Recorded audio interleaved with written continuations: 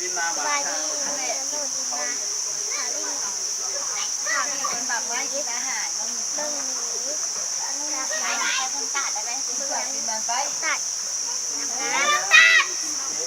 จะพาไปหาหนุ่มมาที่ไอ้เกิดพาไปเลยไอ้เกิดไอ้น้องมา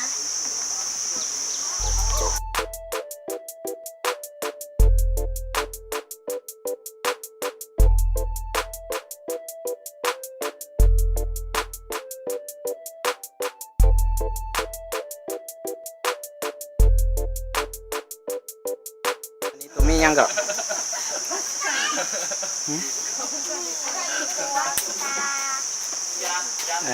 แล้วตัวต่อไปเด้มีรามอาซีต่อไปเด้มีแพนด้าต่อไปมีคนยาวต่อไปโอ้มีแว่นตาโอเคนี่เด้มียัง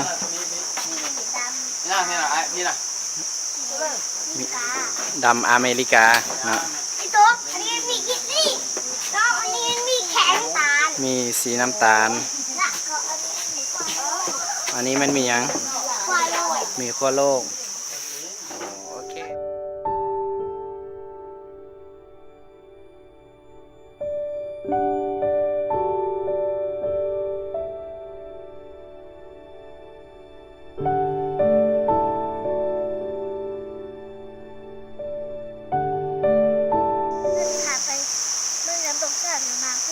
โอเคไปเลย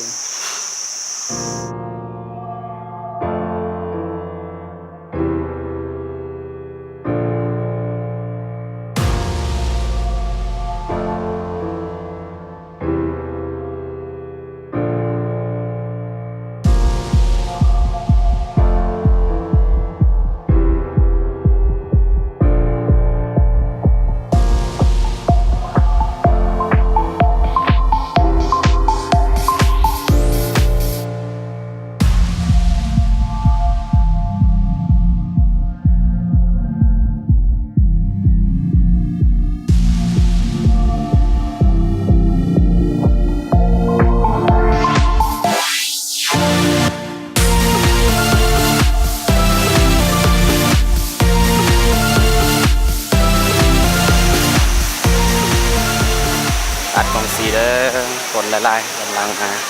เที่ยวเนาะอากาศร้อนๆอากาศร้อนๆมาเที่ยวเบื้องใต้นี่พอดีอาบน้ำพอดีเย็นจริงเนาะ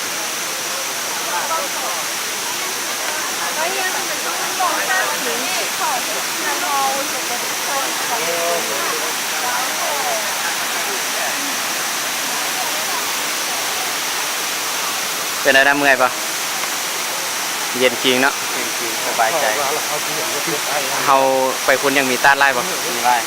ครับมีต้านในงามนะ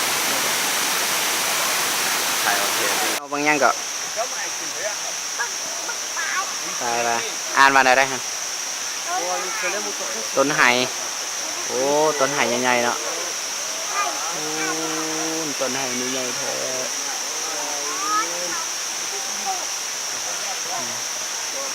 อ่านมึงดูต้นไม้ค่ะนี่เป็น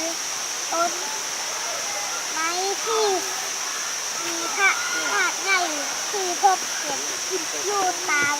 ป่าไม้หลายค่ะที่แหลกตามภายในประเทศลาวโอเคมันเป็นอะไรต้นไม้นี่ใหญ่ปะใหญ่ปะเจ้าได้ตัวนี้ได้ที่บ้านหนังสือออกตัวยืดตัวตรงงานตรงนี้ไปที่บนเรียนเป็นต้นไม้ยังเนี่ยต้นไม้ไห้เนาะโอเคไปนี่ตัวสัตว์ป่าในป่านกวางที่นี่สัตว์น้อยและสัตว์ใหญ่มี เราไปทำก่อนทำคลิปที่เราขึ้นหาจากป่าในลาวแม่นจัดจำพวกนี้บ่อเช่นหมีเสือหมูสักเกิดค่ะเกิดจะแบบถ่ายก่อนดีเลยไป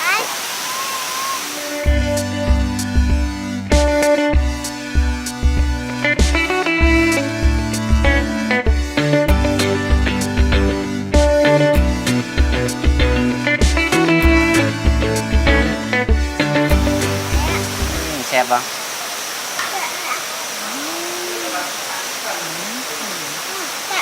แซ่บเนาะแฮมเบอร์เกอร์แซ่บหลายมันบ่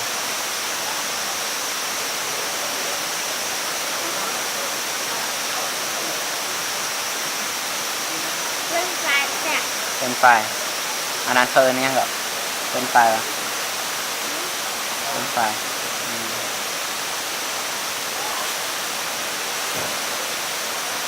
ลองกินแฮมเบอร์เกอร์ดู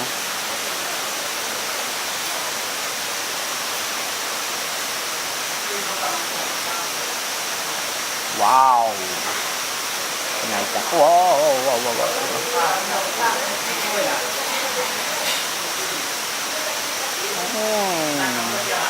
อร่อยไหม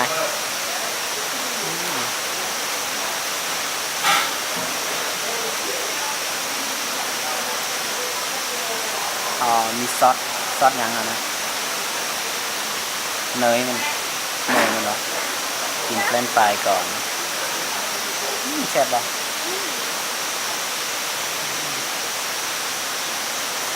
ว้าวแซ่บถ้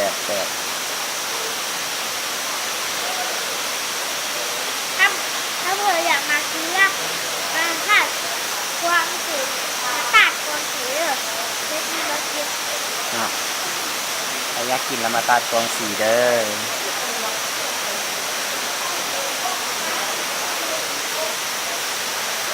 กินแฮมเบอร์เกอร์ใส่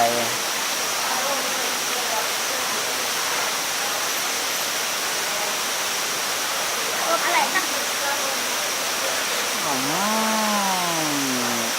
อร่อยบ่ อร่อย เล่นไป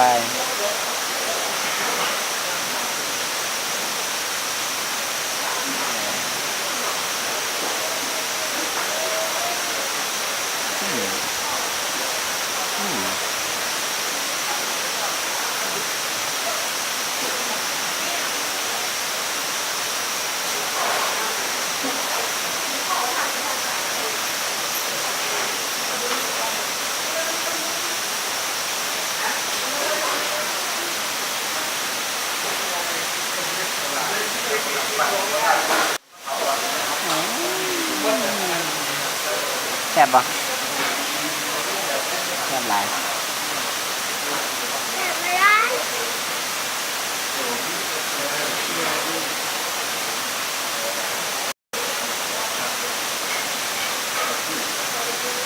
นับไปห้อง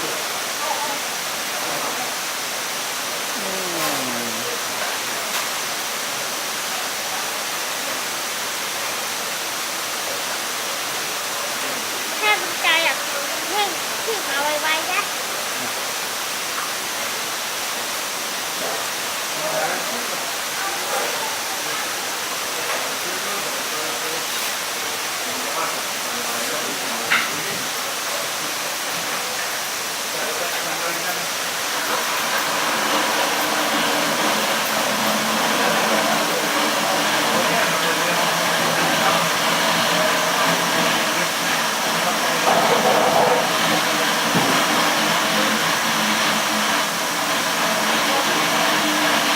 แฮมเบอร์เ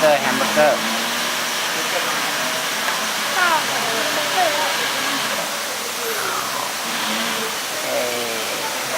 มีเนื้อยังเนื้องัวเนื้องัว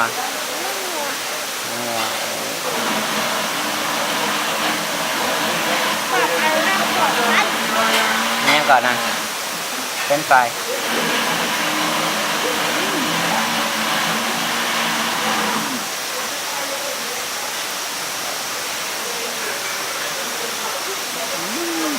อร่อยเลย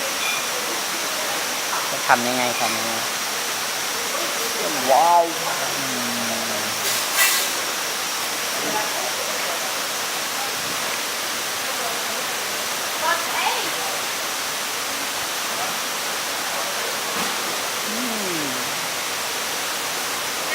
หอดบาดใหญ่เลยเด้อ ไปเบิ่งเลย พาไปเบิ้งค่ะ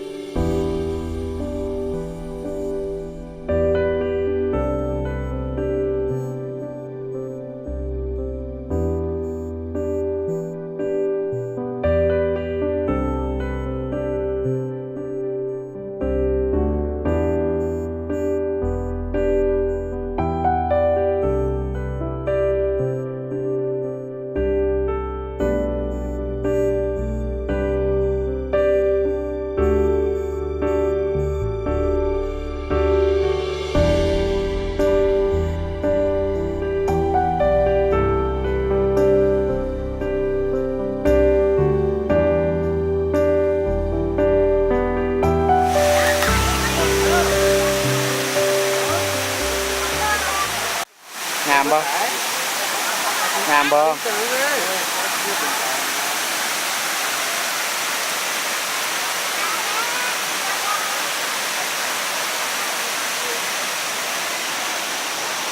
เที่ยวชมธรรมชาติที่ผ่านกว่าปีแล้วอย่าลืมกดติดตามกับกดไลค์เด้อ